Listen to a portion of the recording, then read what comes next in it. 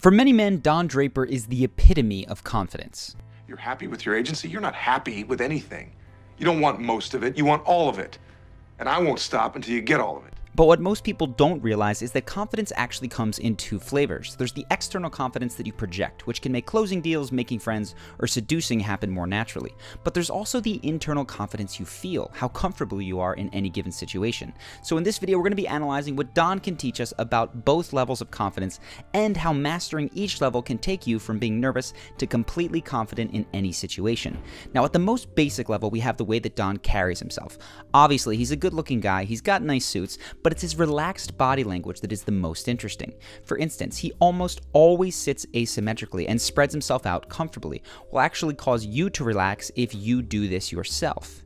Don also moves freely around most environments, which signals a sense of comfort and ownership wherever he is. He acts like the boss everywhere. Now, you don't need to take it this far, but simply having your feet at least shoulder width apart when you're standing, or leaning with your arm draped over a chair in a way that doesn't prevent someone else from sitting there, goes a long way towards projecting confidence. Additionally, you'll see Don subconsciously signal that others need to work for his attention. He leans back in his chair even when he's in a position where you'd think he'd want to win someone over, like with clients. This flips the dynamic and makes them work harder to win him over. I've been in the winter. It's quite a shock coming back.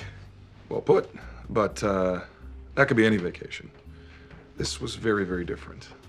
Don creates a similar effect with his eye contact. In the beginning of many interactions, he's aloof, making limited eye contact, almost disinterested in what is being said. You're going to ply me with drinks and convince me what a terrible mistake I'm making. That is quite a drink.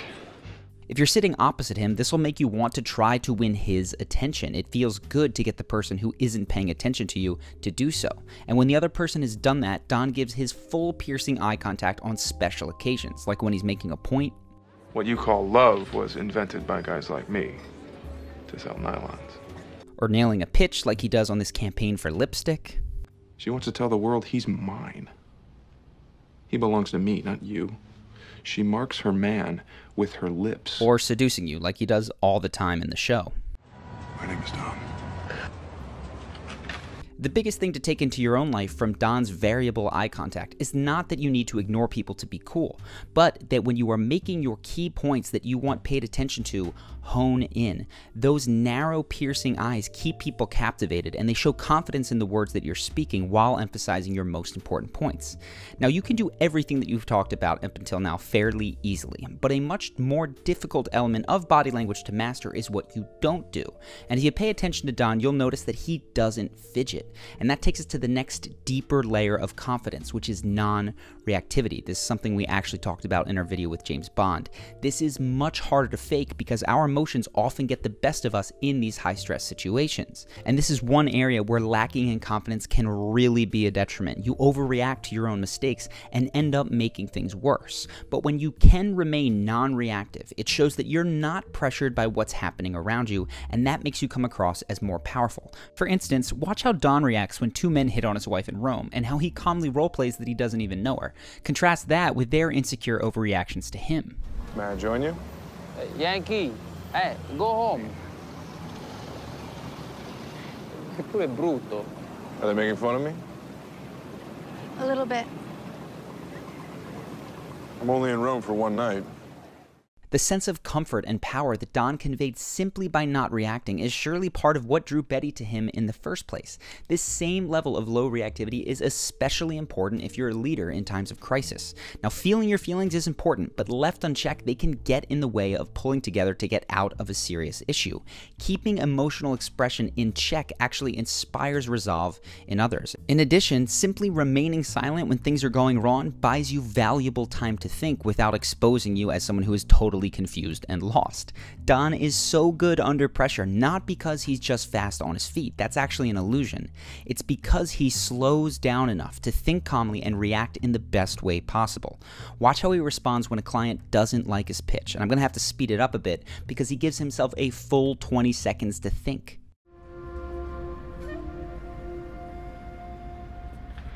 Gentlemen, before you leave, can I just say something? As a general rule, we are more demanding of fast responses from ourselves than we are from others. People give themselves only 30% as much time to respond as they would give someone else, which is why so many of us find it hard to pause when doing a public speech, even though we know it's a powerful tool. So when you are in a stressful situation and it feels like you need to do something right now, pause. You're almost always better served from a presentation perspective and a decision-making perspective to take a deep breath and slow down. Otherwise, you're going to look frantic and out of control. Now, the next sign of a more deeply internalized confidence is not trying to convince other people. And that might sound odd because when you think of Don Draper, you might think of the salesman who is all about persuasion. But being persuasive generally is very, very different from trying to convince any specific person. So paradoxically, Don makes many of his sales by not badgering clients and instead framing himself as an equal partner in a negotiation. He's screening them as much as they are screening him. Call it a day. Gentlemen, thank you for your time. Is that all? You're a non-believer. Why should we waste time on kabuki? Sit down. No. Not until I know I'm not wasting my time. Now, this is effective because one of the ways that we determine if we want to associate with anyone is by how much they seem to want and need us. We, of course, like people who are interested in us, but not too much. Much better is to share your interest, whether it's with a date or a client, but to walk away if it's not reciprocated. Now, one caveat here is that if you walk away in an emotional huff, you're not signaling confidence or power. You're signaling petulance, and that makes other people just glad to be rid of you. Now, Don is guilty of this from time to time when people don't like his ads. Hope you enjoyed looking in the window. Give me a minute. Out! Get out! Don, excuse me? Get your things and get out of my office now!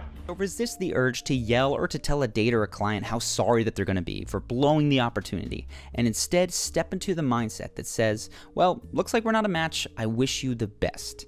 Now, this finally takes us to the deepest layer of confidence, and that is the belief that no matter what, you will be okay. When you've internalized this, confidence comes easy. Now, it all sounds nice, but how do you develop this belief so that you feel it in any situation?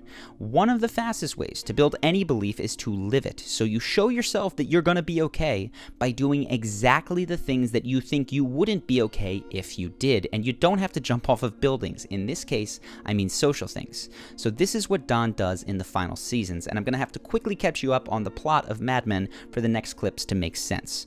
For those of you who don't know, Don's real name is Dick Whitman. He stole his lieutenant's identity when he was in the Korean War in order to escape his old life and get out of the war, and he's lived with that fake name and even somewhat of a fake persona ever since. He displays the outer veneer of stoicism and confidence while behind closed doors, his family and even sometimes his career and emotions are crumbling. But in the final seasons of Mad Men, Don tells the truth at great personal cost. First, he tells Hershey's, his client, the truth about his orphaned childhood, which loses him the account and gets himself fired. I was an orphan. I grew up in Pennsylvania. In a whorehouse. Do you want to advertise that? If I had my way, you would never advertise. Later, he confesses his moral failings to Peggy while at a retreat in California.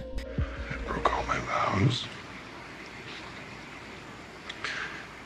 Scandalized my child. Took another man's name. And finally, after he's been honest out loud, he has the courage to reveal the emotions that made him abandon his old life. And it's all set into motion where a man at the retreat confesses to feeling unseen and unlovable. I had a dream. I was on a shelf in the refrigerator. Someone closes the door and the light goes off. And I know everybody's out there eating. And then they open the door and you see them smiling. And they're happy to see you. But maybe they don't look right at you, and maybe they don't pick you. Then the door closes again, the light goes off. Don is sitting there shell-shocked from his conversation with Peggy, but as he listens, he goes from completely ignoring him to totally understanding where he's coming from. Despite the validation from business success and affairs with many beautiful women, Don still feels unlovable. And when he finally recognizes that same feeling of being unseen and unlovable, he can authentically connect with this man.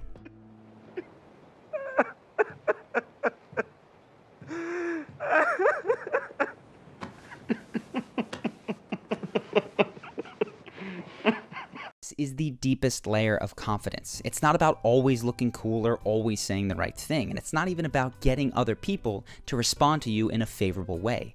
It's living your life, at least socially, like you will be okay no matter what. And that means that you can tell the truth even if it loses you a client. You can tell the truth even if it makes you feel weak. Because when you live the truth, believing that you're going to be okay no matter what, you won't stay feeling weak for long. Instead, you'll stop feeling like you always need to say the right thing, and you'll stop worrying that someone else might reject you, because you know that you will never reject yourself. And when you combine this deep internal confidence with the ability to project external confidence, every interaction becomes easier and more fun, and you may begin to even look forward to the situations that previously stressed you out. Now, if you're interested in the fastest way that I know to build both deep confidence and that external showing confidence, I put together a video program to fast track you to the point where you feel centered in any social situation, so you don't feel like you're hesitating or grasping for what to say to make an interaction go amazingly.